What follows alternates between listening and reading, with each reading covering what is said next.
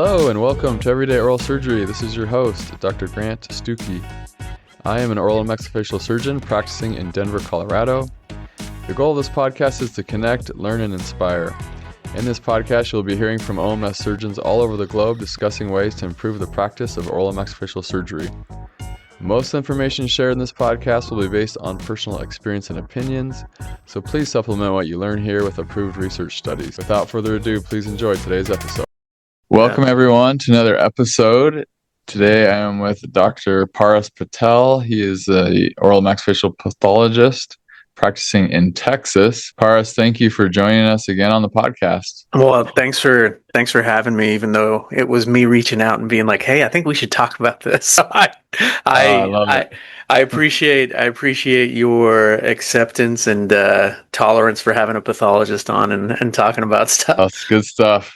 Yeah. Well, so we wanted to talk a little bit about some of the updates going on in the pathology world in regards to potentially malignant lesions and how to diagnose and track those. Where would you start us off on this topic? So I think one with the terminology, I kind of joke that academics and academia has a tendency to kind of change terms from time to time. And this term, oral potentially malignant disorders, is an all-encompassing term for kind of precancerous lesions or conditions. So, leukoplakia, erythroplakia, PVL, all these things kind of fall into this category of oral potentially malignant disorders. And the shift was really kind of a paradigm shift in the sense of us understanding that it's not necessarily, it's trying to, I guess, amplify or accentuate the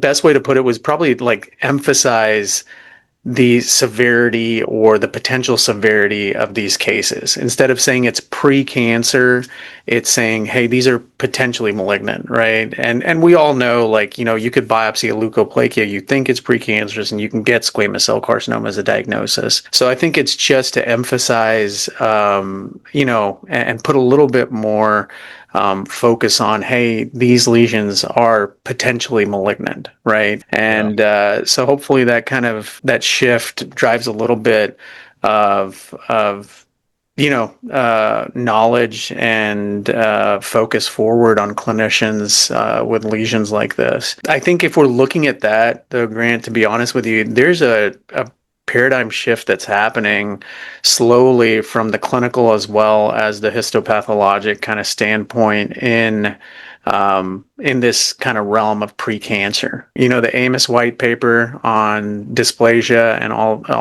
with leukoplakia and stuff like that, or precancerous lesions, oral potentially malignant disorders. I'm still going to refer to it as precancer just because it's a lot shorter and it's easier to say. But the Amos white paper talks about, if you get the kind of the tone from it, you're looking at a little bit of a shift to more active involvement or proactive involvement for a lot of these lesions, right? They're a little bit more stringent on monitoring. AOM in 2018 came out with like a single pager about how we should follow up on, leukoplakias and precancerous lesions. And their recommendations were like every 3 months, surveillance biopsies may be necessary. And so there's a lot of clinical shift in the sense of what we're doing with these lesions. And I think it comes from the fact that, Grant, if you look at the last 20 years of oral cancer diagnoses in the US, we're getting and mortality with these patients. You're getting about an annual increase of about 1%.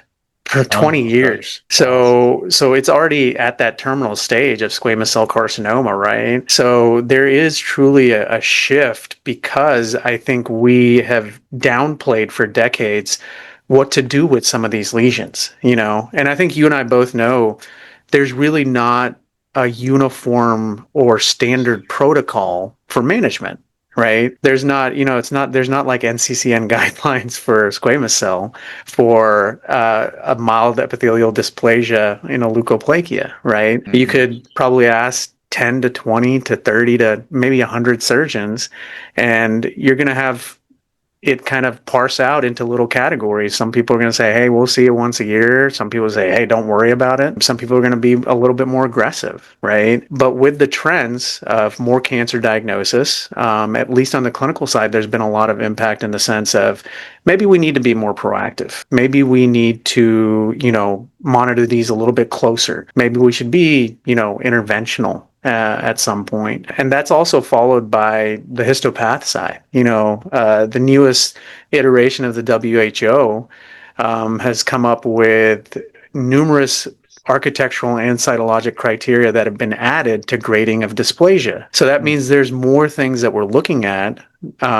least, again, nobody made, as my mentor, Dr. Wright would say, nobody made WHO God, but a lot of people utilize the WHO criteria for grading of dysplasia across the world. And when you have more parameters you're looking at, you are more likely to get a diagnosis of dysplasia. And a lot of that focus has been on architecture as well. So now these lesions that historically you would get maybe a descriptive diagnosis of an atypical verrucous hyperplasia or atypical papillary verrucous something or other, you're going to maybe get a diagnosis now of mild epithelial dysplasia, right? So there is this shift from both realms coming together of, hey, these are dysplastic, right? And these are potentially malignant, and maybe we need to be proactive in our care. So, with all that said, I mean, how do you counsel the oral surgeons you work with on follow-up and when to be checking and helping these patients make sure there's not that transition to a cancerous lesion? Yeah.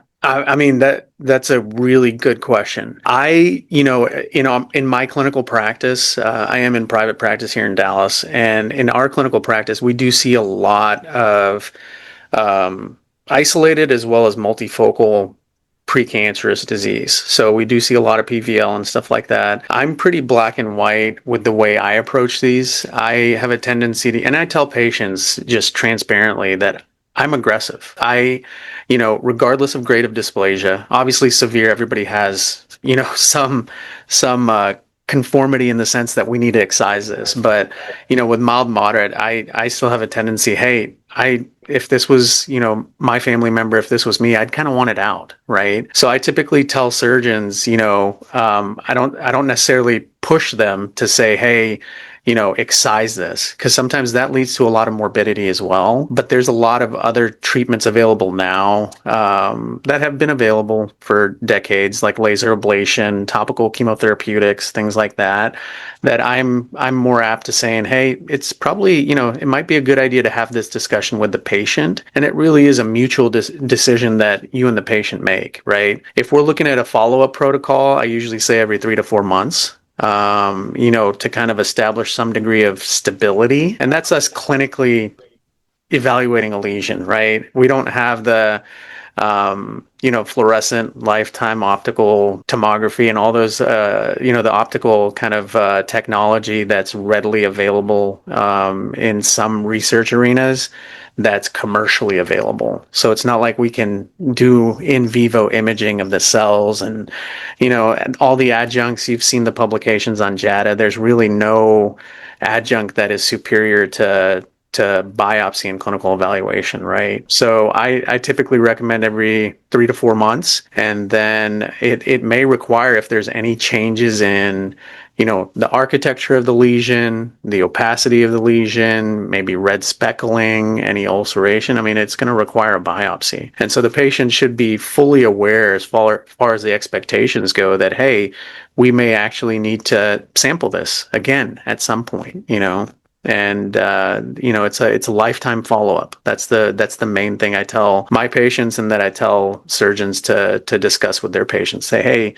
just because you have a lesion, let's say on the left side of your tongue, doesn't mean that's the only area that's susceptible or prone to developing this, right? So we're going to have to follow you up lifelong and make sure that, we're staying ahead of something instead of being reactive, being proactive. Yeah. Has there been much change in the literature, or I guess focus on kind of any of these treatments and which is best, surgical excision versus laser ablation or chemotherapeutics? I mean, there's been a handful of kind of studies that have been published in the literature, right now I can say that I don't think, and again, I could be wrong, but I don't think there is one that is far superior to another treatment modality. And part of that goes along with the heterogeneity of a lesion. We're talking about, let's say, mild epithelial dysplasia. You think of that as a singular diagnosis, but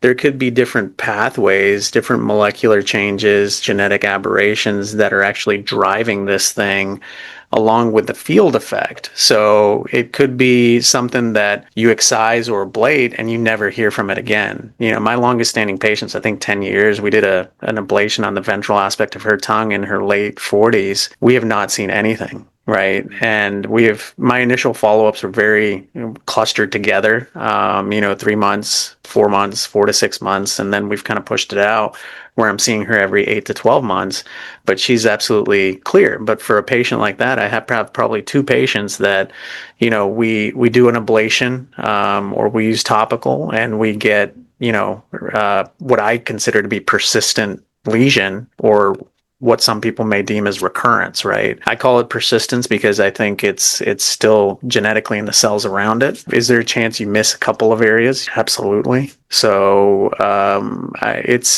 it's tough. It's tough as far as treatment goes. I always try to say, especially with low grade dysplasias, that depending on the size of the lesion, surgery is going to typically lead to an increase in morbidity. You know what I mean? Because if you're taking, let's say, a 3 by 2 centimeter lesion out with a close margin, you got to talk about what you're going to do for replacing that patch of tissue, right? And it could be a superficial kind of de-epithelialization, but at that point, I mean, that's still a pretty aggressive surgery. So laser ablation's a good option for those patients. Topical chemotherapy is another option, amongst other things. And when I discuss this with my patients, we may be going kind of way into this, but when I discuss this with my patients, I typically talk about clinical trials that are going on across the country as well. People doing metformin, as that's shown to have some degree of effect with lesions like this, or at least a cohort of lesions like this.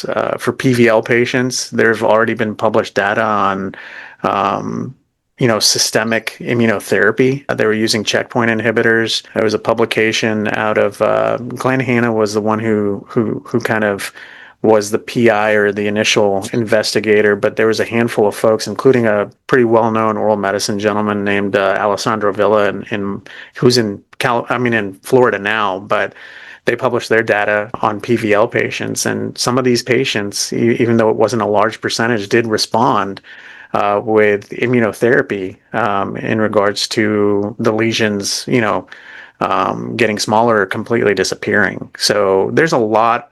I try to stay as up to date as I can with what's going on across the country. In our neck of the woods, MD Anderson is doing an injectable immunotherapy, where they're locally injecting the same checkpoint inhibitor into precancerous lesions, right? To see what kind of effect we can get in the local environment. So it's a exciting era, because this is one arena that I feel has needed innovation, and something else. Again, going back and looking at the numbers, when we're having an increase in the number of cancer deaths and cancer cases, approximately 1% annually for the last 20 years, you gotta think about, man, we got to do something else. You know what I mean? We got to be more proactive. So, yep. Has anything changed in regards to, let's say, because I'm thinking of the patient who typically walks in, and in residency, I was taught that if it's like a white patch or an ulcer that lasts longer than 2 weeks, and that's grounds for doing a biopsy and figuring out what's going on.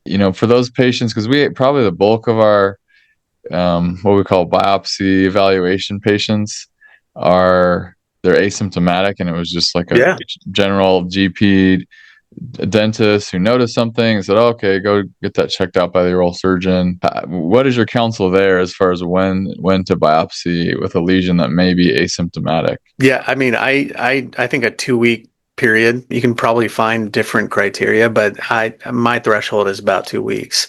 And that honestly is more so for something that we may feel could be traumatic or transient, right? I think, if you're seeing enough of these leukoplakias, you can kind of get a feel clinically of, hey, I think this is, and again, this may be subjective, but I think this is precancerous. We're probably going to biopsy right off the bat, and most of the patients that come in into our practices are the ones that, we don't know how long this has been there, or, hey, this wasn't there 6 months ago at the hygiene checkup, right? And then all of a sudden they get referred over.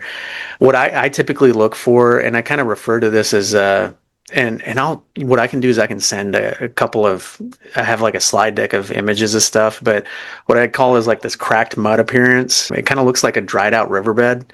When you start to see those cracks in a white lesion in particular, in my mind, and this is me, no question, that's precancerous. And so I won't wait the 2 weeks. I'll just say, hey, that first appointment, this is what I think it is. The best way to know is we sample it, right? And we get a diagnosis. And so I'll typically look for those clinical features. Is it heterogeneous, in the sense of, are there areas that are thick and thin? Is it in a high risk site? Are there areas that are speckled with red changes? Do we have some degree of architectural heterogeneity as well, where it's papillary or pebbly or verrucous in nature? And those things really kind of influence the way I'm going to approach that patient, because just like that, you could see these traumatic kind of frictional keratoses on the side of the tongue. Sometimes those can look gnarly, right? But oftentimes there's kind of some features of masticatory trauma. That tissue has a tendency to kind of bunch up in some cases, and it really does look macerated to a degree. Yeah, but that two week follow up, I think, is a good threshold. Yeah, those are some of the ones that sometimes we're not quite sure. There's not much pain. It's a small lesion. Patient, isn't that motivated to do anything. So we're trying to find the right way to kind of address that with the patient, to explain, that, hey, this could be potentially malignant or precancerous, or could transform, and it's like that whole dance of trying to educate the patient. Yeah. Not freak them out. Yeah. I think it's a fine balance, that communication, and part of that is patient rapport. How do they feel about your relationship? Especially at a first visit where they're coming in probably a little anxious anyways. So getting them comfortable. I'm really, really casual with my patients. Probably more so than I should be. It kind of teeters with the professionalism, but for me, I mean, it's they get comfortable, and then you tell them, kind of the facts that, hey, there's a chance, and I still kind of use precancer instead of saying oral potentially malignant disorder, and I explain to them, this is kind of what it is. There's a chance it could be this. There's a chance it could be something else. I was like, the only way we're going to know is if we sample it, and they're pretty understanding in most cases. Nice. I mean, has there been any recent advancements with the kind of the causation of these lesions? I know, just overall, I feel like there's a lot more literature coming out with overall health, diet, all the toxic chemicals and microplastics in food. Yeah. I mean, are we any closer to helping a patient? Because that's what they'll always ask, right? Is, well, why is this happening? What's the cause? How do you answer that? Man, that's like $1 million question. That's a tough one. The traditional risk factors are still there, and that still probably has a large portion of the demographic that we see with tobacco use and alcohol abuse. But there's a lot of things now that we're seeing in individuals that are, don't have those. It's essentially non-traditional risk factors, right? So we typically don't talk about HPV in the oral cavity. That's a big driver, and that's pushed a lot of the numbers for head and neck cancer as well, with HPV driving a lot of the oropharyngeal cancers, which is lumped into the category of head and neck. But outside of the viral, we do see viral virally associated epithelial dysplasia. So we do see HPV associated oral epithelial dysplasia. And there's been some kind of short publications that speculate that there may be less of a chance of transformation, but I don't think that data is robust, right? So we do see that in the anterior oral cavity. I don't think there's enough there yet for us to implicate that, hey, this is a driving factor in a lot of these patients, because I do see a lot of patients where it's really tough to identify risk factors. And it goes back to the same thing. Well, what should I change in my diet? What should, is there something I can do that the patient is asking you? I always kind of refer to kind of, clean eating, making sure you're having,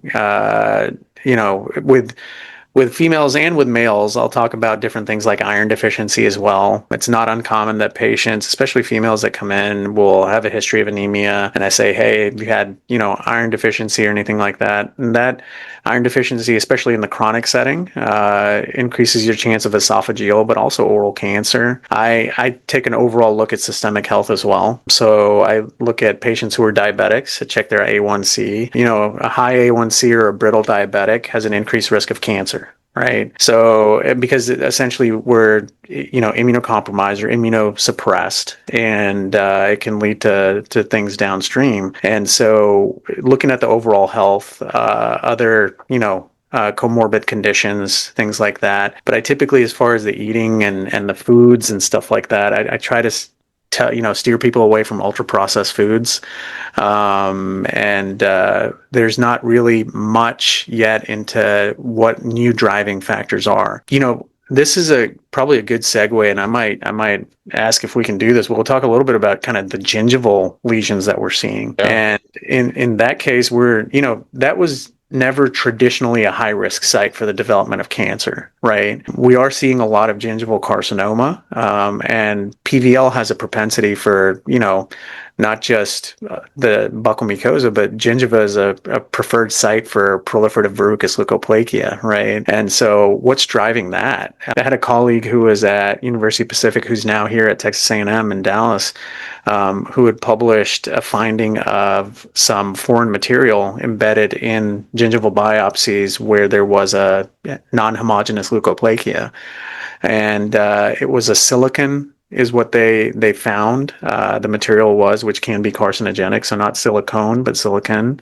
But I think there's probably some things and some value there into looking into what other products are we using that could potentially alter this environment and lead to, the development of a precancerous lesion or oral potentially malignant disorder. Yeah, that's good to hear. I mean, because we're always trying to counsel our patients and talk to them about overall diet, and we're not sure, for the patient that's not a smoker, not an alcohol user. So, and it's frustrating for the patient, man. I mean, it's what happened? Like, how did I get this? You know what I mean? Mm-hmm. And it's frustrating that, we can't give them a solid answer, on that note, I mean, we're seeing a lot of individuals under 40 who are developing just fulminant squamous cell carcinoma. You know what I mean? Wow. And so I have a 33-year-old patient in the practice. My youngest has been 21, but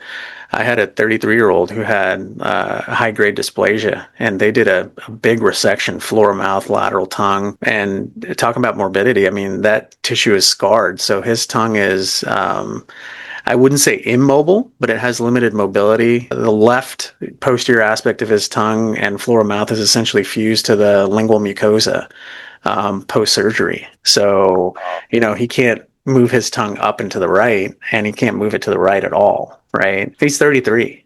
I mean, tough.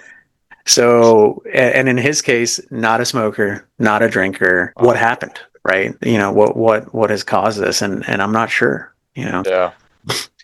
I mean, any other updates on the potentially malignant lesions that we need to be aware of? Yeah, I mean, there's a lot, from the pathologist side, there's a lot of things happening currently in this realm. And I would say that, it's good for everybody to be aware of of the utility of adjunct immunohistochemistry. And there's people way smarter than me working on stuff like this. And there's people that are doing sequencing of precancerous lesions where we're trying to get signatures, genetic signatures of predicting transformation to squamous cell. But I think it comes from the point that when we look at, and I was mentioning this to you earlier, but when we look at a tissue specimen under the microscope, we're looking at the changes at the cells, right? We're not able to see the genetic changes that led to what we're now seeing at the cell level, right? So, Kevin Coe, Catherine Poe are two really great. I have a lot of respect for these guys. They're oral maxillofacial pathologists in Canada,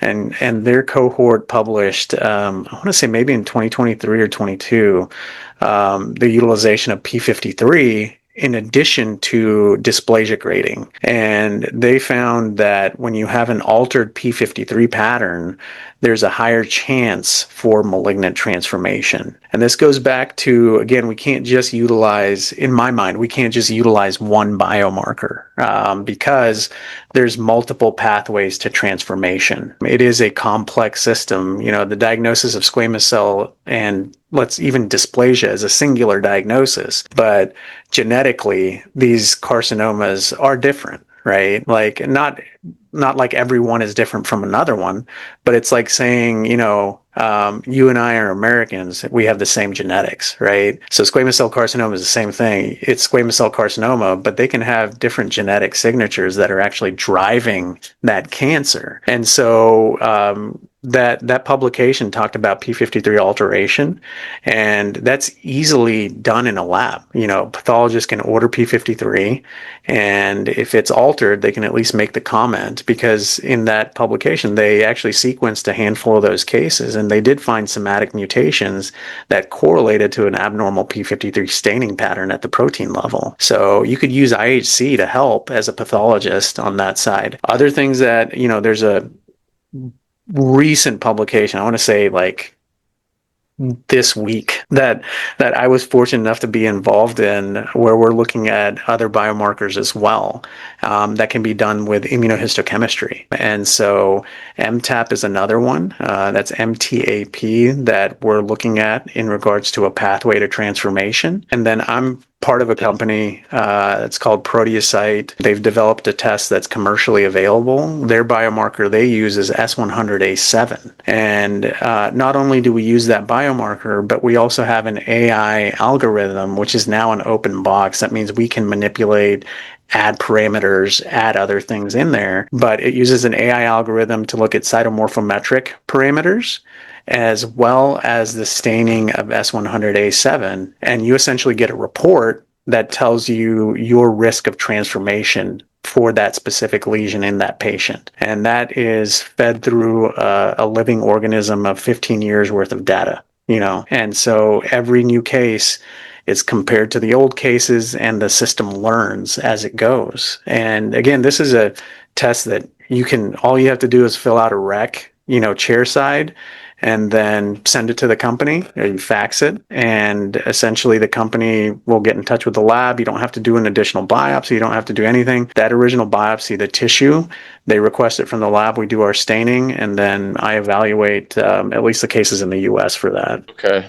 So that's from the specimen, you can pull those numbers, the S100A7 and the P53 and all that? Absolutely. So nothing additional needs to be done by the surgeon. This is done chairside or scope side by the pathologist. We order those stains, and P53 is essentially readily available at almost every single commercial lab. That's a very easy stain to come by. The S100A7, we've tweaked it to the way we want it. So that's done with our partner labs, and but it's nationwide, and it's I would say it's North America, because they were a Canadian company initially. So these are things that really help with clinical decision making, right? And it gives the pathologist another kind of objective parameter in some cases. I do think we have to be a little bit careful.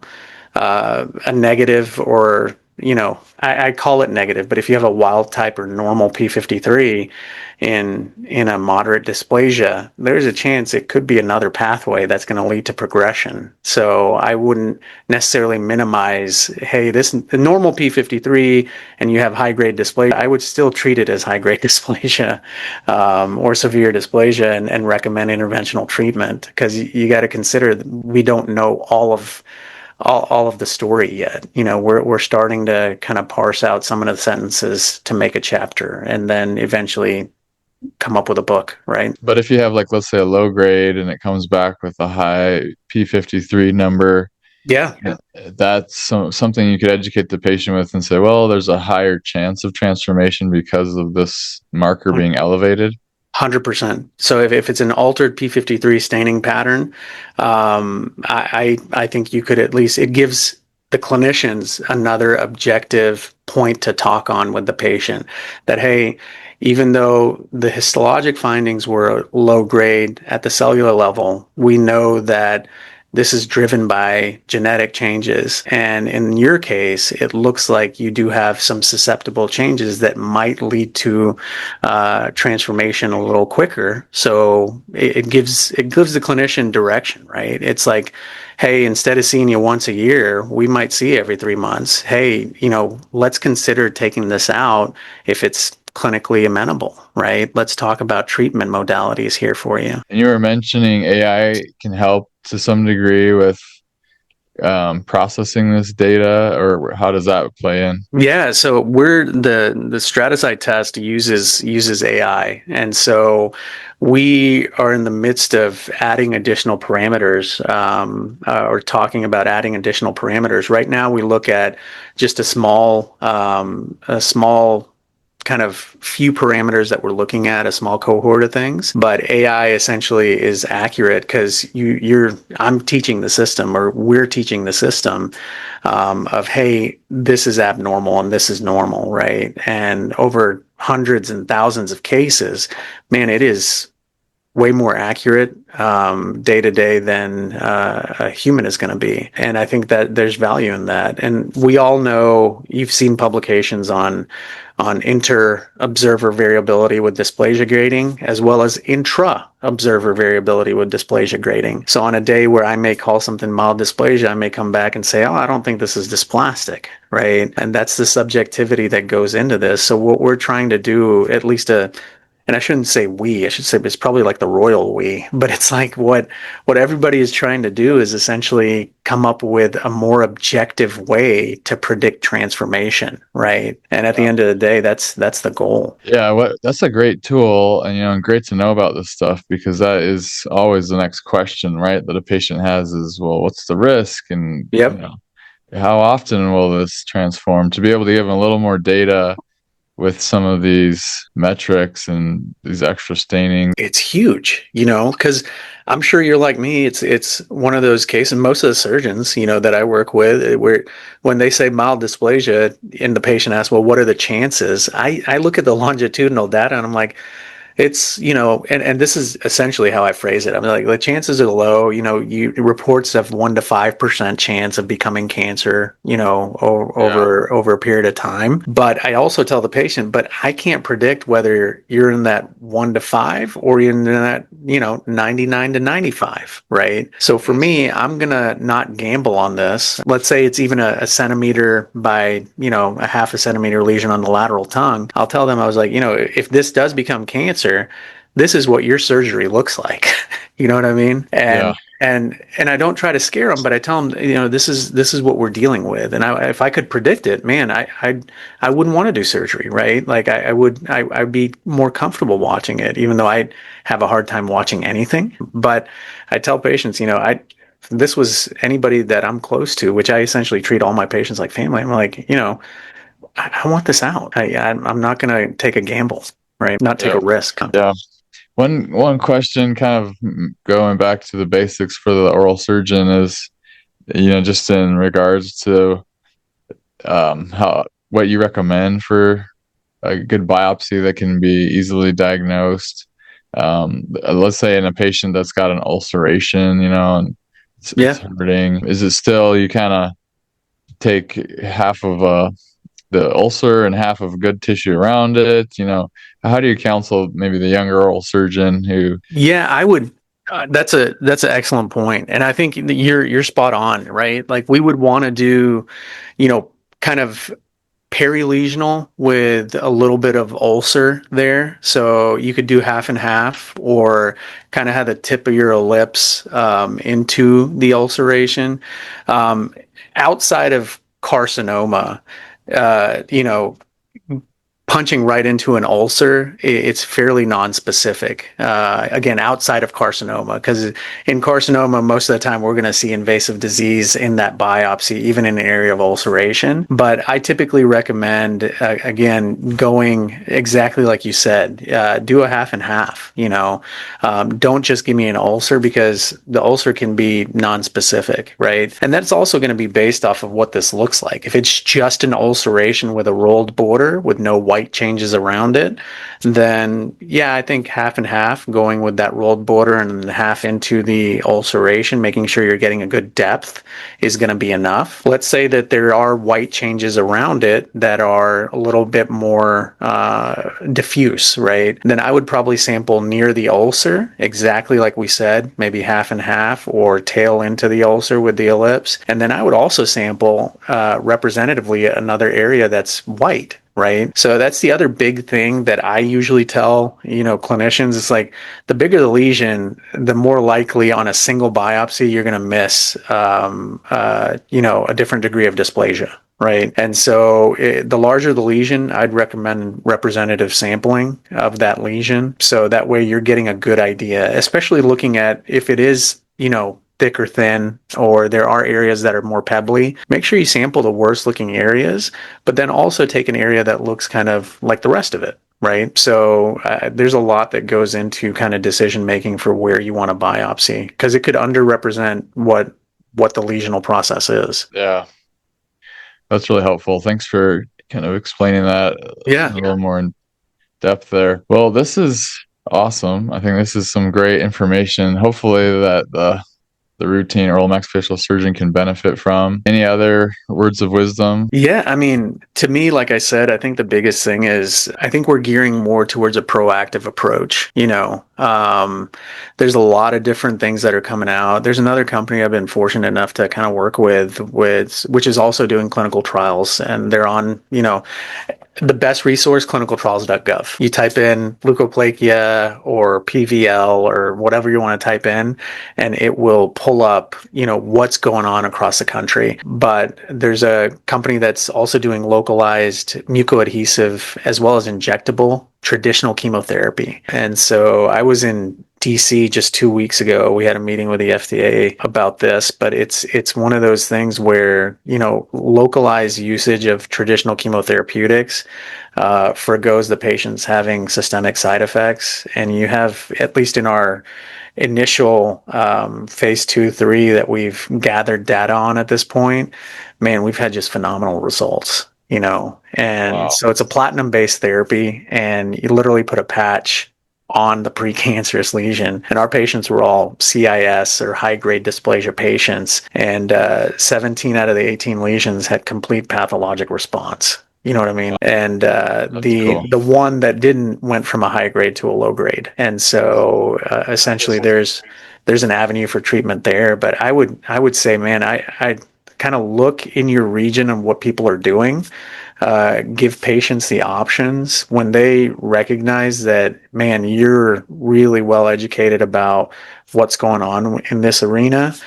It's going to give them a lot more trust into any recommendations that you may make, right? Because a lot of people will balk at coming in every 3 months, right? But when you tell them the significance of what we're trying to do, and you give them the data that the cancer is increasing, especially oral cancer, we've seen more and more of this. We want that trend to be plateaued. I mean, we want it to decrease, right, over time. Ideally, I don't want us to have a huge discussion and this be a big public outcry, but here we are, right? So how do we prevent this from happening? I think we need to be more proactive as a community, healthcare wise. We can't sit back and just watch these things. Yes, for sure. And this is, I think what you're saying takes home the point and helps us get more educated, know how to talk to our patients better. There's more treatment modalities, more diagnostic things. So Yeah. Yeah. this is really cool. Yeah. Um, helpful for my colleagues. Um, a lot of the private practice oral maxillofacial surgeons probably, if they get a diagnosis of mild to moderate to severe dysplasia, probably a lot of the private practice would then hand them off to a Head fellowship and neck. trained head and Yeah. neck person, or Yeah. get you to a pathologist. But some wouldn't. Some would follow and be willing to do all this. And I think it's good, at the very least, for us to be educated and know the basics of this, so we can guide the patient and get them the right treatment. Yeah. And I think that brings up another point, Grant, is like even with head and neck, which a lot of times is ENT, we do have a lot of OMFS guys that are head and neck trained as well.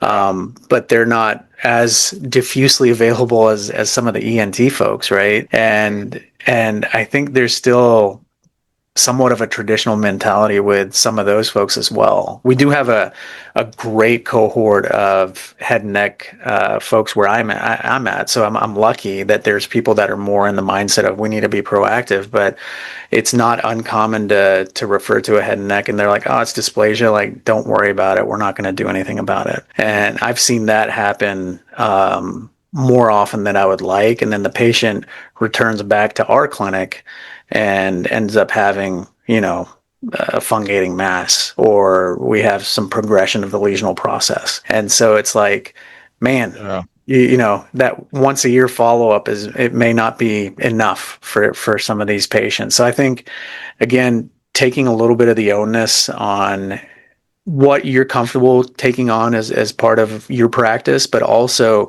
making sure we have some sort of follow-up protocol even after the patient has been referred out, to make sure that they're having more of a proactive approach to their care. Yes.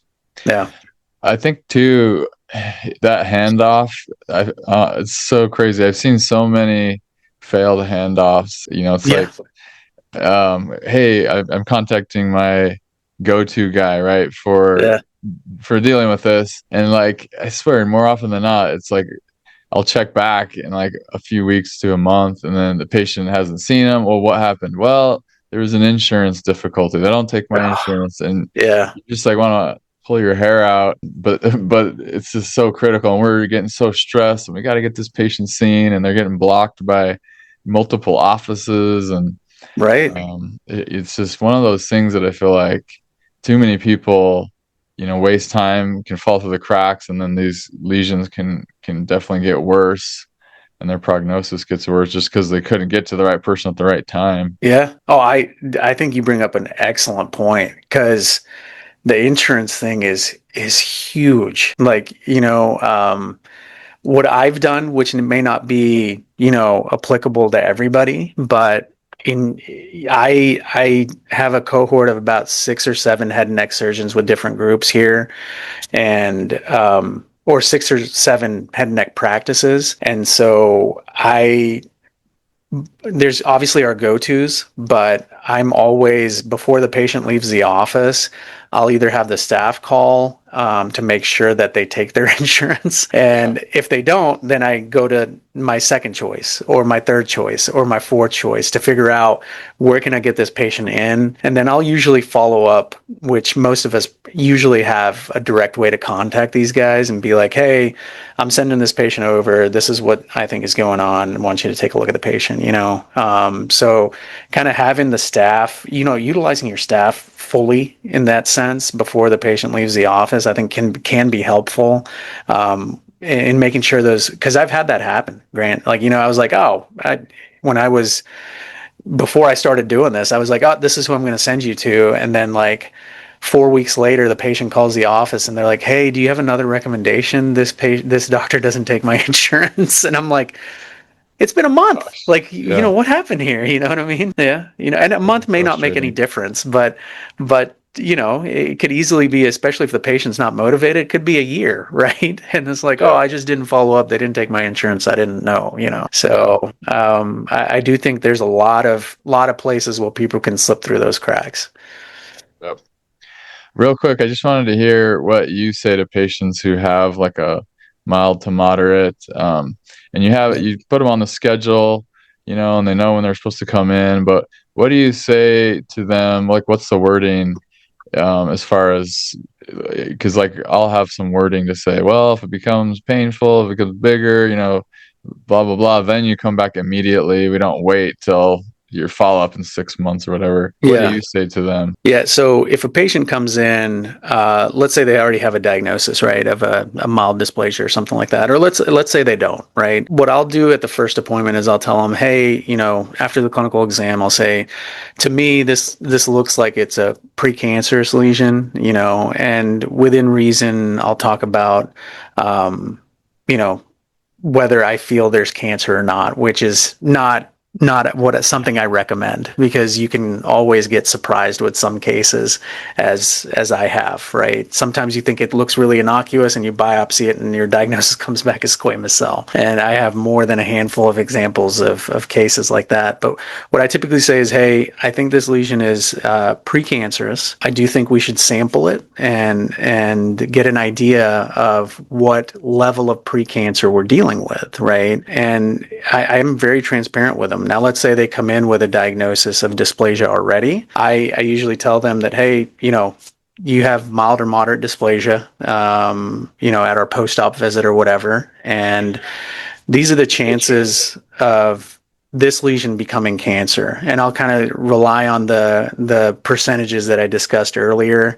But I'll tell you, I can't predict whether your lesion is going to become cancer or not. And I'm very transparent with them. I say, I'm kind of black and white. I have a tendency to be more aggressive than probably everybody in this region. And if and you want me to tell you how I would treat my family, I was like, I would recommend being proactive about this. And I tell them, like, hey, these are the options. You can do something with us. You can always get a second or third opinion. I'm okay with that. This is what's going on, across the country with these type of lesions. Do I think you need to enroll in a clinical trial? No, I don't. Right? But this is what the options are. My recommendation is that we do laser ablation or topical chemotherapy.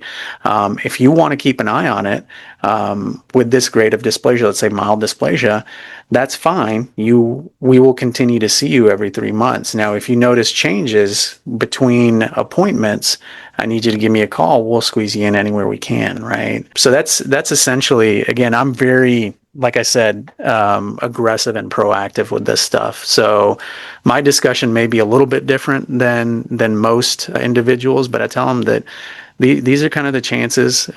We have no definitive way of predicting whether this is going to transform or not. Hell, you could have this the rest of your life and it never become cancer. And I'm open about that. And so once they know that, hey, he's giving me all these options, or she's giving me all these options, and this is their recommendation if they want to be proactive, they're a lot more apt to saying, okay, you know what, let's ablate it. You know what I mean? I don't want this in my mouth. And part of that is just the educational component of it. And so that's kind of my discussion. Say, hey, this is Nice. mild dysplasia. Do I know if it's going to transform or not? I don't. These are the chances of it becoming cancer based off of traditional data. But we know now that that's not necessarily predictive of transformation. And, you have options with us. You have options in the area. You have options across the country. Do I think we need to do any of that? No. But you can definitely get another opinion, which I've had patients get another opinion and then come back, right? So it's not uncommon. And then we kind of go at it. But out of all the patients we see, I have a handful that they don't want to do anything, right? And so we watch it, and every 3 to 4 months we get them in. Usually at somewhere between 12 to 18 months, I may recommend a surveillance biopsy or representative sampling. And especially, obviously, if something changes, we're not going to biopsy, and I tell the patient that too. Like, obviously, if something gets thick or gets, more obviously different, then we're going to biopsy, and you have to understand that. And the patient understands that because they know we're trying to prevent them having to undergo a major surgery, right? So, that's kind of, it's a lot more palatable. The patients digest it a lot easier. And again, utilizing just normal, vocabulary goes a long way instead of throwing a bunch of, fun terms that we learned in our training at them. Yeah, exactly. Well, that's super helpful. I really appreciate you running Yeah. through that dialogue for us. Yeah. And thanks for the update on these types of lesions. Of course. It might not be the most glamorous topic for oral surgeons who love to cut and do big things, but Yeah. I think we all see a subset of patients that Oh, deals with this, and lots of times it's a little bit of a conundrum on how to treat it, what to know, what to say. So I think this is a great topic for us to well, review. I think you guys are at the forefront of this, right? Most of these lesions are going to be sent to oral surgeons. Yeah, I mean, you'll get a couple that'll be sent to like periodontists or whatever, but most of this stuff is going to be sent to OS. Even if it gets sent to a perio, they're probably going to send it back. They're going to refer it to OS. So you guys are kind of at the forefront of this, in the sense of the population that can make a difference, right? And I think the writing's on the wall. We need to be more proactive, and there's things that can help us with our clinical decision making now that are readily available, right? So have that discussion with the pathologist, like, hey, I heard about P53, like, do you mind doing that on the cases? I have surgeons that request it. I do it on some of my cases. I don't do it on all. I typically do it for the lower grade dysplasias, so mild, moderate I may do it on. I don't typically do it on severe or CIS, which that terminology CIS has been kind of taken away by WHO, but whatever, So so I still do it on some of my low grade dysplasia cases, and I have surgeons that request it, right? And then, the stratocyte testing is readily available. Those are things that you can order. So having other tools that make it easier to discuss this with patients, having more objective information as opposed to the classic thing that we still tell all of our patients about the 1 to 5% or 5 to 14% or whatever we want to talk about. It's super helpful, and this is where it's going, honestly.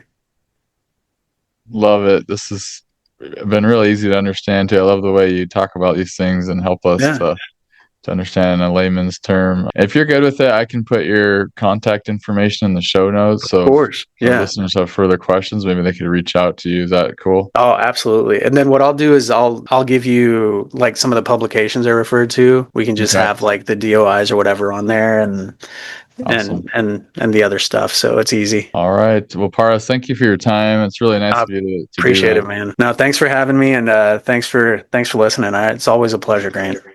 Same. Love talking to you. Have a good rest of your day. You too, buddy. Take care. Okay, bye. Thank you so much for listening to this episode of Everyday Oral Surgery. For more information on these podcasts, please visit everydayOralSurgery.com.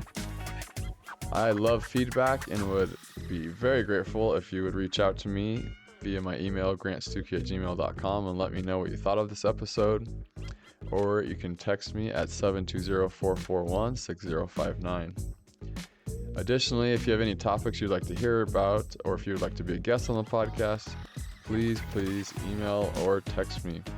I found many of my interviewees through people who have been contacting me and have been listening, and I've gotten so many great ideas for more podcasts, and that's what helps keep the podcast rolling. So I really appreciate you making that extra effort and helping me out with feedback and knowing what to do next on the podcast.